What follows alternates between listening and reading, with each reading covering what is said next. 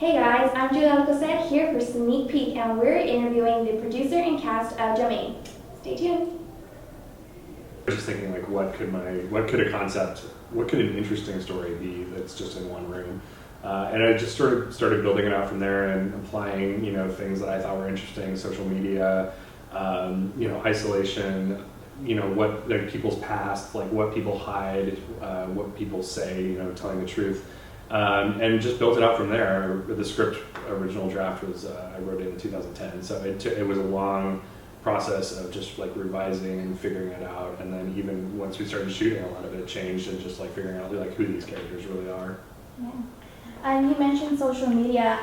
As I watched the film, I kind of noticed that play on being somebody different on screen. Right. What made you want to kind of tackle that topic?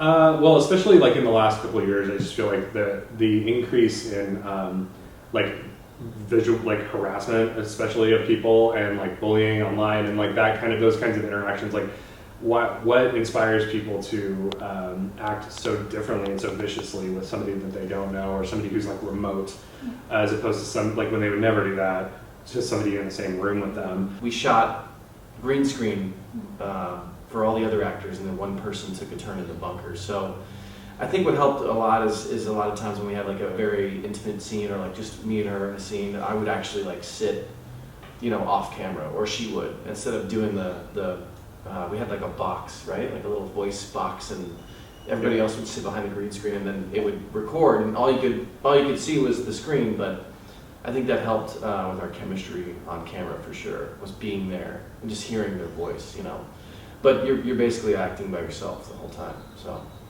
When Orlando went through all the things that he went through, and then, later on in the movie when you see how things transpire, I think it's ironic how it plays out, to see how these characters, everyone's characters, whoever made it and whoever did not make it,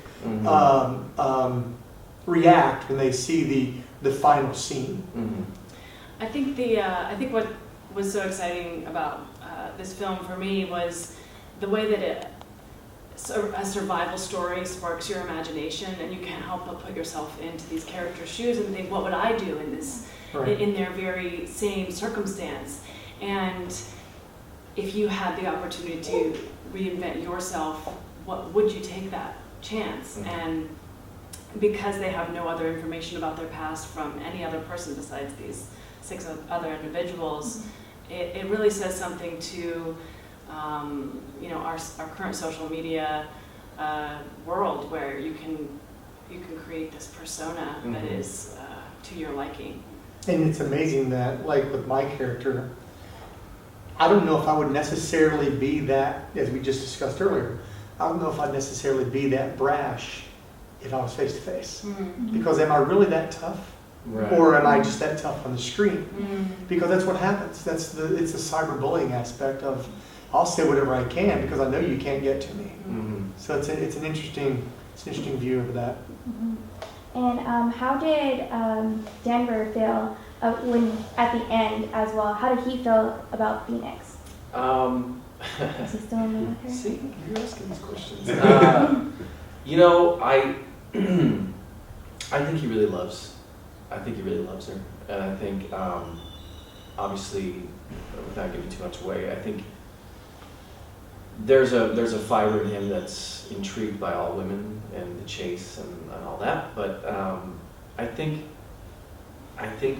knowing that she knows who I really am kind of gave me comfort at the end, maybe, in a weird way, in like a sick, twisted way, not in a good way. I made it for an audience, and I hope people enjoy it. I hope they, buy into the story and the characters, and, I hope they get something from it, I really wanted to make something that, said something that has, like, a place in the world, like, has a statement. So I hope it reaches the audience.